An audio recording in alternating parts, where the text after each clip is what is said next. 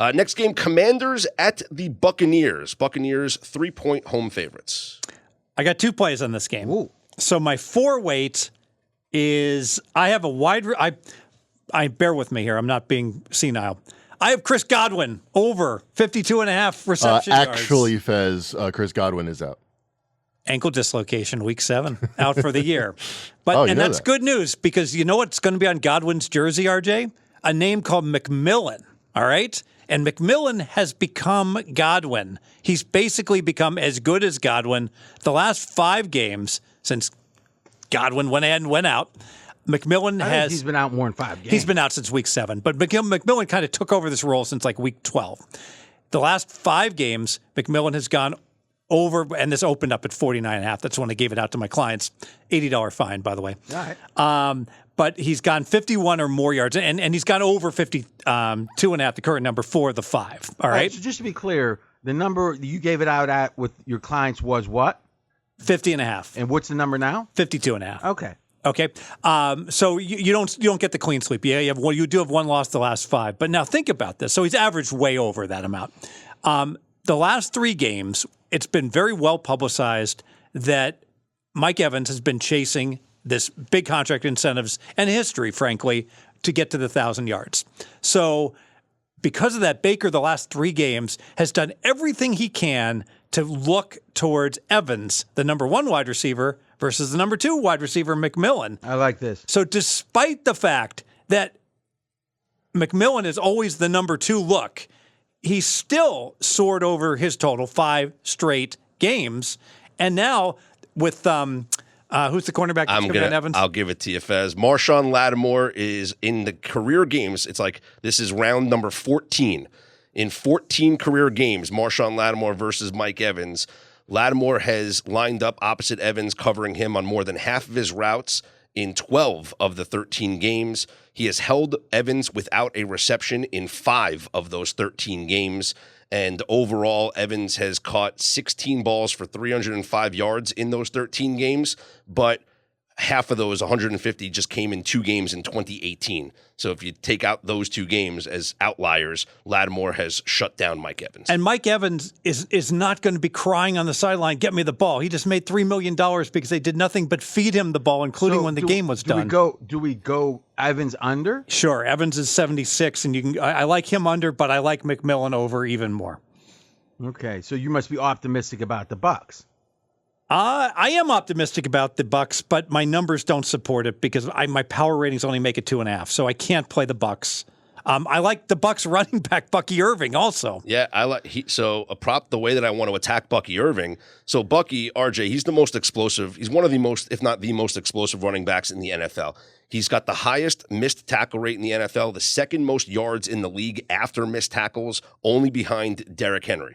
So you could look at like his longest rush prop at 17.5 yards, but I'd rather go his longest reception prop at 12.5 yards. Baker Mayfield leads the league in passing yards on passes behind the line of scrimmage. It's actually the second most yards on passes behind the line of scrimmage since they started tracking the stat in 2016. Bucky has had the second most yards in the league on those catches, and Rachaad White has had the 6th most. That's the other running back of Tampa. Hold on a second. What bet do you like, though, with Bucky? His longest reception over 12.5 yards. So why wouldn't you just go over his receiving yards if they're thrown behind the line of scrimmage? I know he could break one, but it doesn't seem like that's the likely thing, does it? Because his prop has been taxed. His receptions prop was always 2.5. It's now at 3.5 because he has taken over as the number 1 running back. But they're going to tax you on the over-under. But the longest rush has stayed the same. The longest reception has stayed the same at 12.5. And because he has this high the juice has stayed the same? Because he has this high, I have to look at the juice, because he has this high missed tackle rate and his ability to break long runs, I think he takes a screen pass and goes for 13 yards. He's gone over this 7 times this year. These books have, for like the past month, have been pricing him like he and Rachaad White are sharing like running back duties, and they're not anymore. It's clear.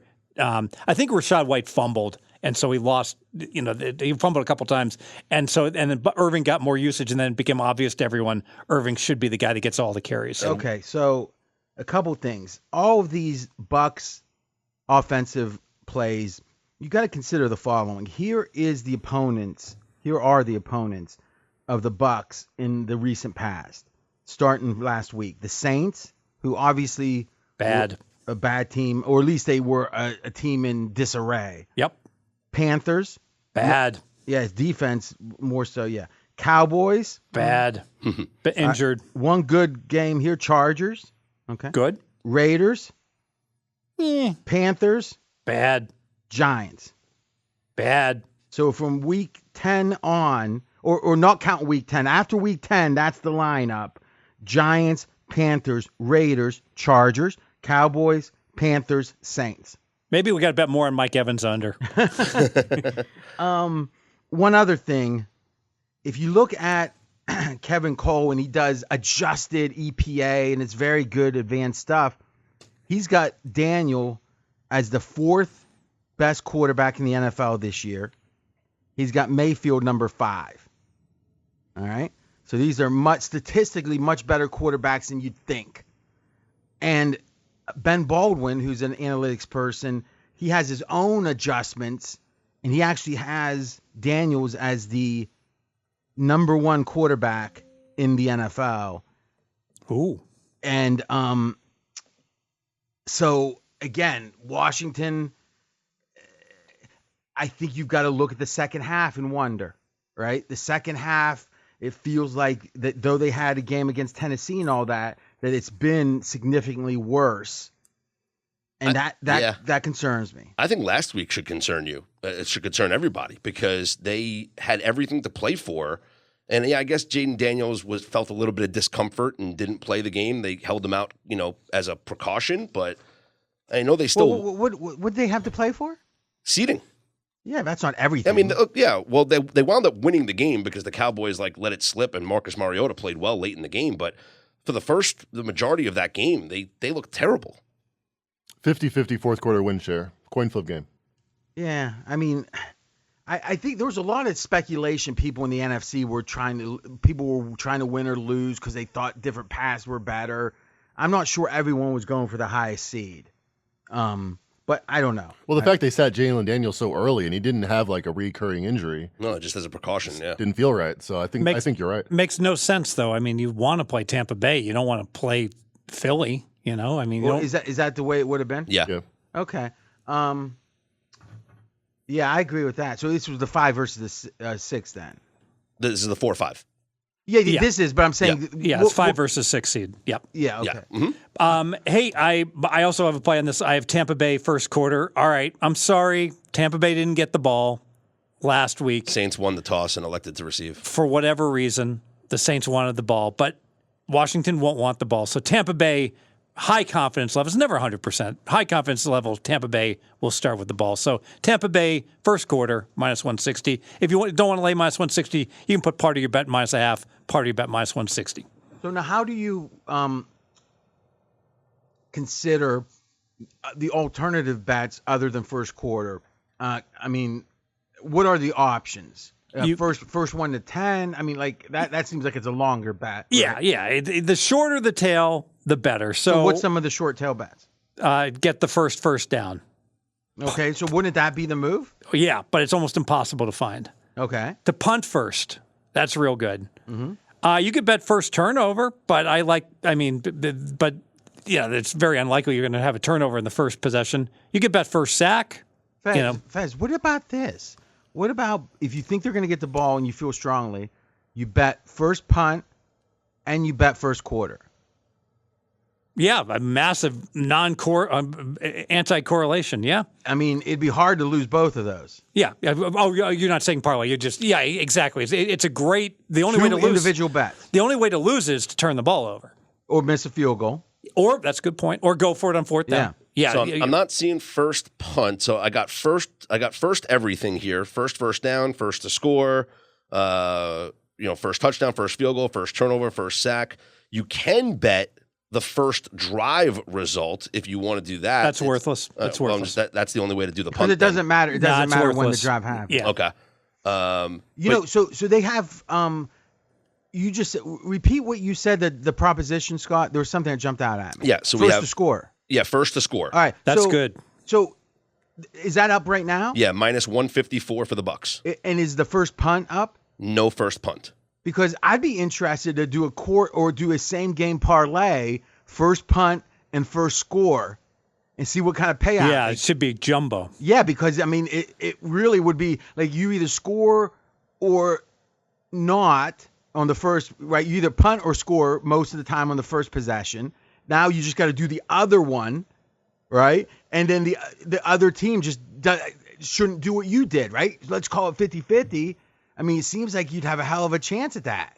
So they don't allow you to parlay the firsts of the game, but you can do the race to in the parlay. Yeah, race to 5, race to 5, 10, race to 10. 15. And as RJ correctly mentions, the race, the longer the race, like if you know a guy's going to get out of the blocks faster, you don't want to bet a marathon. Well, the race to 5 is going to be shorter than the first quarter, right? On average? Yes. Okay. Oh, yes. Yeah. So yeah, but the shortest tail is first team to score, but the race to 5 is almost a proxy for that. I mean, obviously, they could kick a field goal. Yeah, but that's interesting. So maybe they're not letting you. Are you sure if you have an inverse correlation that they won't let you do it? Yeah, the first drive is just not even available on the same game parlay options. But what would the parlay? So if you wanted to do that race to 5, would you want to do something like you would do Commanders race to 5, but Bucks first quarter? No, what I would want to do is have the team that gets the ball, the Bucks, punt first and win the race to 5, which seems very – because really the theory is the first punt is just a possession that you got given to you because we think they're going to get the ball. You basically just need to stuff Washington once and hope the Bucks get a score and a punt. Yeah. Yeah. I mean, that's interesting, isn't it? I just wonder what the payoff would be. I'm sure it's like – astronomical, which is why it's not even available. Well, let's hope. All right. So, and again, let me emphasize, can never be 100% sure on this stuff ever. And Tampa Bay has deferred some games, okay, but the trend of late has been them taking the ball. I mean, if they're taking the ball and the other team isn't even a third of the time, it's worth playing. Exactly. I mean, because the line, at least the opener, is not going to have it built into it. Exactly right.